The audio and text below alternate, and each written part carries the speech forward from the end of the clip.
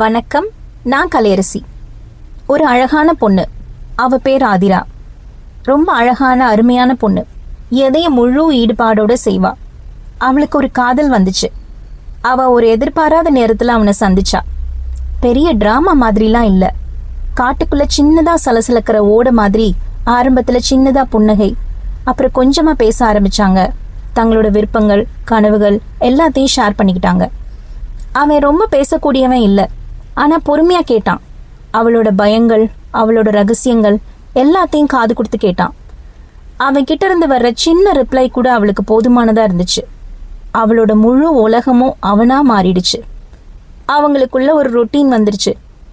Good morning, சாப்பிட்டியா, பார்த்து மெதுவா வண்டி ஓட்டு, மழை பெய்யற மாதிரி இருக்கு, கொடையை எடுத்துட்டு போ. இப்போ அவளுக்கு அவன் தான் எல்லாமே. ஒரு பாதுகாப்பான இடம். அவளோட மனசு முழுக்க அவன் நிறைஞ்சிருந்தான். ஆனா ஒரு நாள் அந்த பாதுகாப்பான இடம் இல்லாம போச்சு. பெரிய சண்டை, பெரிய காரணம் எதுவும் இல்லை. லேட்டா வந்த ரிப்ளைஸ், நிறைய கேள்விகளுக்கு பதில் வரல. அவளோட போன்ல நோட்டிபிகேஷன் சவுண்ட் கேட்கவே இல்லை. அவ தன்னோட சிரிப்பை மறந்தா. அவனுக்கு 1000 மெசேஜஸ் அனுப்புனா. தவம் செய்யற மாதிரி அவனோட பதிலுக்காக காத்து கிடந்தா. ஒரு நாள் அவன் சொன்னான், நாம பிரேக்கப் பண்ணிக்கலாம். எந்த எக்ஸ்பிளனேஷனும் இல்லை.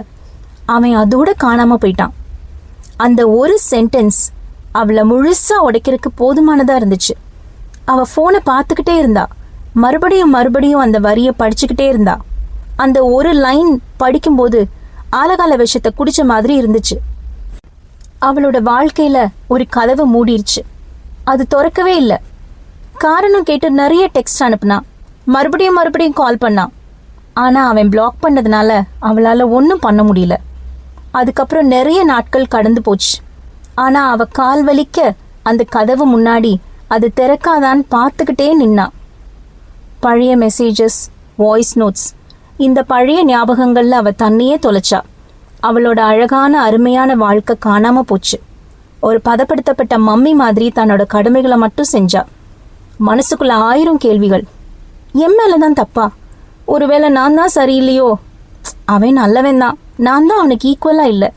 என்ன எல்லாம் யாரு லவ் பண்ணுவாங்க? செல்ஃப் பிட்டியில கரைஞ்சு போக ஆரம்பிச்சா. ஒரு நாள் அவளோட ஃப்ரெண்டு கேட்டா, ஆதிரா, ஏற்கனவே க்ளோஸ் ஆன ஒரு கதவு முன்னாடி நீ இன்னும் ஏன் நின்னுட்டு இருக்க? அவளால பதில் சொல்ல முடியல. அவளுக்கு நல்லா தெரியும், அவ அந்த கதவு திறக்கும்னு நிக்கல. அவளுக்கு அங்கிருந்து போக பயமா இருந்துச்சு. ஆனா அன்னைக்கு ராத்திரி அந்த சாட் பாக்ஸ் அவ திறந்து பார்க்கல. தன்னோட ஆழமான வலியோட நேரத்தை செலவழிச்சா. அதை கண்ணீர் வடிய வடிய அனுபவிச்சா. நிறைய கண்ணீர். கொஞ்ச நேரத்துல ஏதோ மாற ஆரம்பிச்சுது. அவளுக்குள்ள ஏதோ மேகம் விலகின மாதிரி இருந்துச்சு. அந்த கதவை மூடினது அவ சரியில்லைங்கிறனால இல்ல, அது அவளுக்கு சரியான காதல் இல்ல. உண்மையான காதல் நம்மள வலிக்க வைக்காது, நம்மள இழக்க வேண்டியதும் இல்ல. இப்ப பல வாரங்கள் கடந்து போச்சு. அவ நிறைய ராத்திரிகள் அழுதா. அது மெதுவா குறைய ஆரம்பிச்சது. அவ தன் மேல கவனத்தை வைக்க ஆரம்பிச்சா. ஃப்ரெண்ட்ஸோட வெளியே போனா. அவளுக்கு பிடிச்ச விஷயங்களை செஞ்சா. அவளோட அருமையான வாழ்க்கைய அவளுக்காக வாழ ஆரம்பிச்சா. அவ முழுசா மாறல, ஆனாலும் காயத்தோட முன்னாடி நடக்க ஆரம்பிச்சா. இப்ப பல மாசங்கள் ஆச்சு. அவ மாறிட்டா. எப்படி? ஸ்ட்ராங்கா மாறிட்டா. அவ இப்போ ஒரு விஷயத்த புரிஞ்சுக்கிட்டா. அந்த மூடின கதவு அவளோட ஃபெயிலியர் இல்ல, அவ பாதைய சரியானபடி மாத்தின ஒரு பிளெஸ்ஸிங். அந்த கதவு ஒருவேளை திறந்திருந்தா அவ நிறைய முறை உடைஞ்சு போயிருப்பா.